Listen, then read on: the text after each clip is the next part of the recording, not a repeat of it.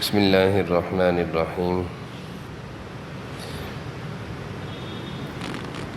ہفتے کی مجلس میں حکیم الامت تھانوی رحمۃ اللہ علیہ کے ملفوظات بیان کیے جاتے ہیں۔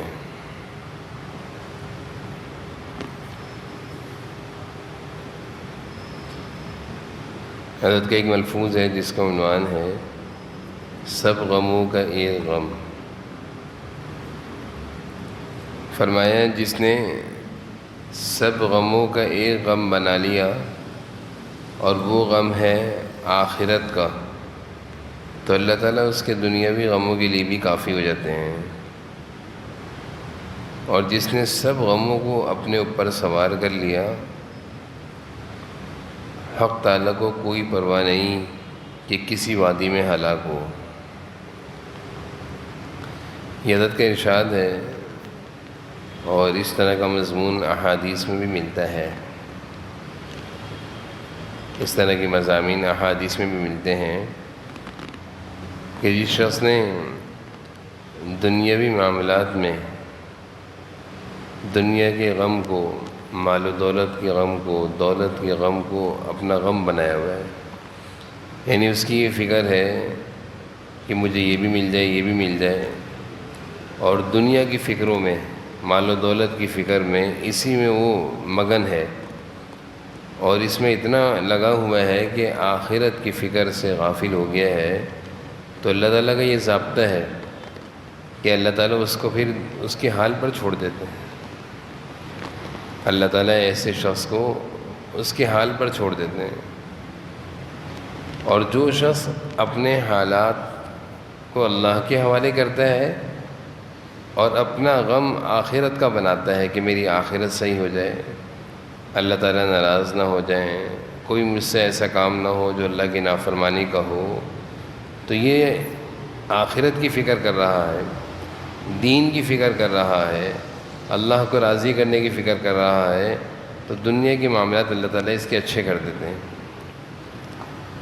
دنیا کے معاملات اللہ تعالیٰ اس کے اچھے کر دیتے ہیں۔ کتنا آسان سا نسخہ ہے اور کتنا آسان سا کام ہے۔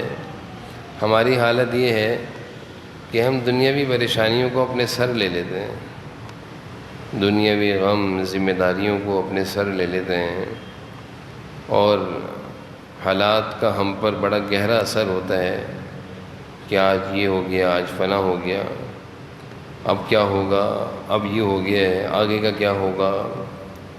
تو مختلف قسم کے حالات کا ہمارے دل و دماغ پر بڑا گہرا اثر ہوتا ہے، اور پھر ہم اسی اثر میں بہت سارے لوگ نفسیاتی معاملات کی طرف چلے آتے ہیں، ٹینشنوں میں چلے آتے ہیں، ڈپریشن میں چلے آتے ہیں، سوچتے رہتے ہیں اب کیا ہوگا، اب کیا ہوگا، اب کیا ہوگا۔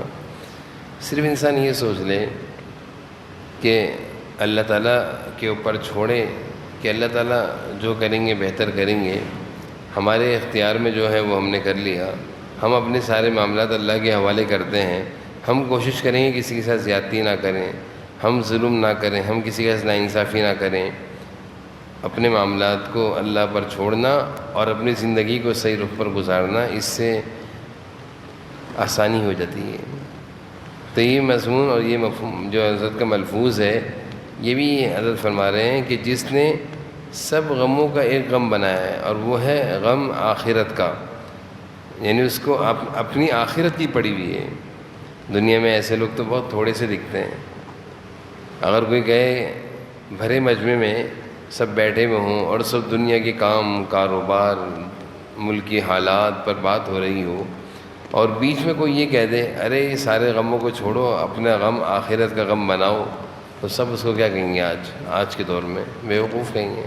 دیکھو ذرا یہاں پہ کیا ہو رہا ہے، مہنگائی کہاں پہنچ گئی، حالات کہاں پہنچ گئے، اور یہ ہم سے کہہ رہا ہے آخرت کے غم کو اپنا غم بناؤ، تو لوگ اس کو بیوقوف کہیں گے۔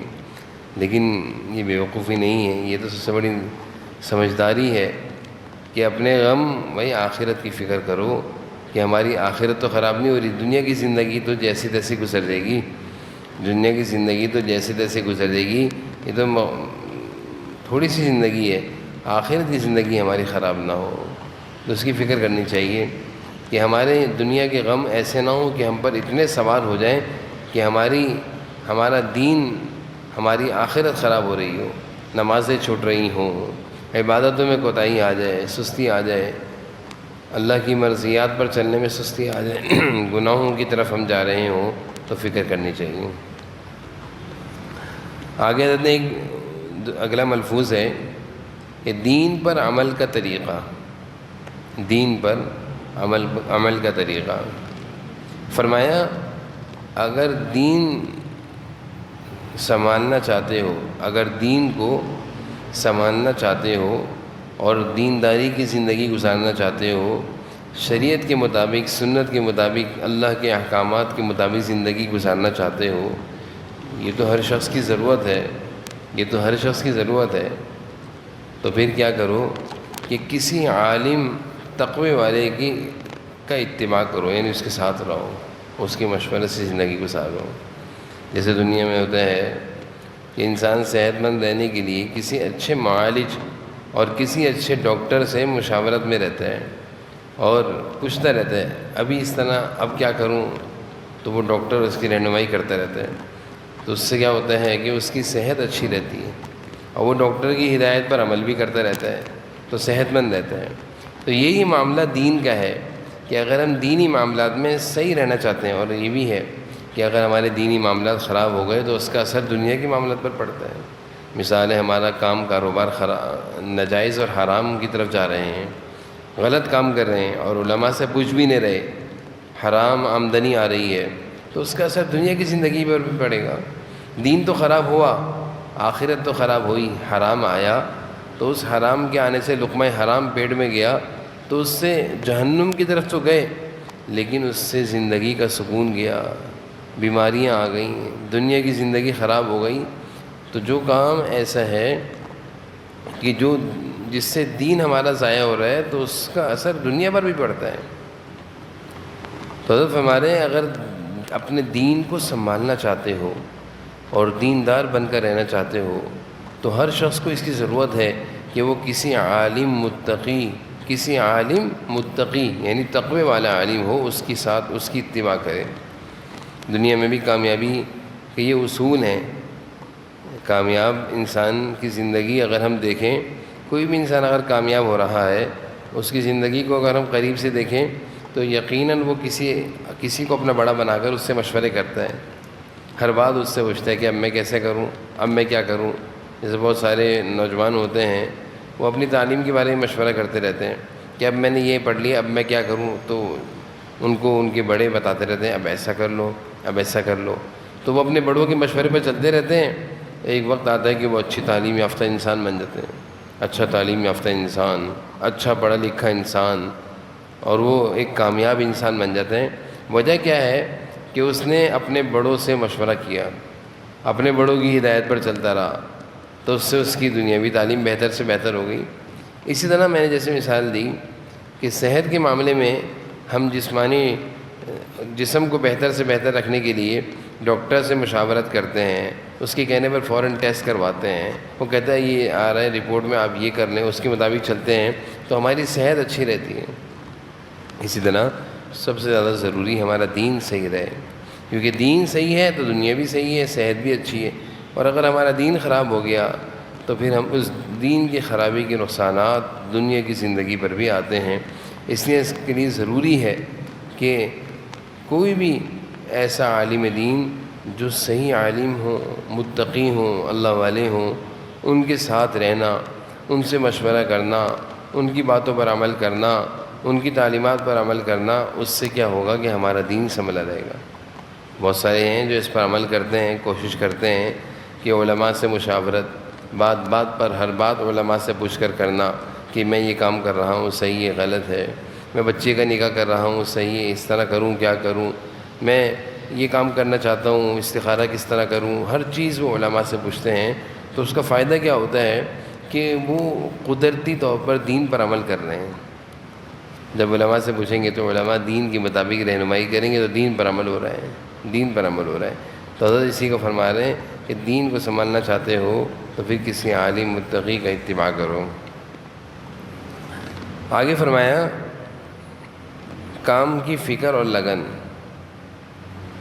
جب کسی کام کو شروع، اللہ اپنے بارے میں فرما رہے ہیں کہ جب میں کسی کام کو شروع کر دیتا ہوں تو دل کو فارغ کرنے کا تقاضا ہوتا ہے، جب تک ختم نہیں کر لیتا چین نہیں آتا، اور ختم کے قریب تو رات بھر بیٹھا لکھتا رہتا ہوں، ایک منٹ بھی آرام نہیں کرتا، ختم کر کے ہی دم لیتا ہوں۔ دیکھیں یہ اللہ بڑوں کی باتیں ہوتی ہیں، اللہ والوں کی باتیں ہوتی ہیں۔ ہماری زندگی میں، آج کل کی نوجوانوں کی زندگی میں، ہمارے یہاں کام میں سستی بہت ہے، جسمانی لحاظ سے کاہلی اور سستی بہت ہے۔ ہم کسی کام کو کرتے نہیں ہیں، کرتے ہیں تو تھوڑا بہت کیا چھوڑ دیا۔ لیکن بڑوں کی زندگی کو اگر ہم دیکھیں تو وہ جب کسی کام کو شروع کرتے ہیں تو جب تک ختم نہ کریں سکون سے نہیں بیٹھتے۔ اس سے ایک بات یہ سیکھنی چاہیے کہ اپنے مزاج میں نا محنت کی عادت، کام کرنے کی عادت، جو کام بھی شروع کریں اس کو پورا اختتام تک پہنچانے کی عادت ہونی چاہیے۔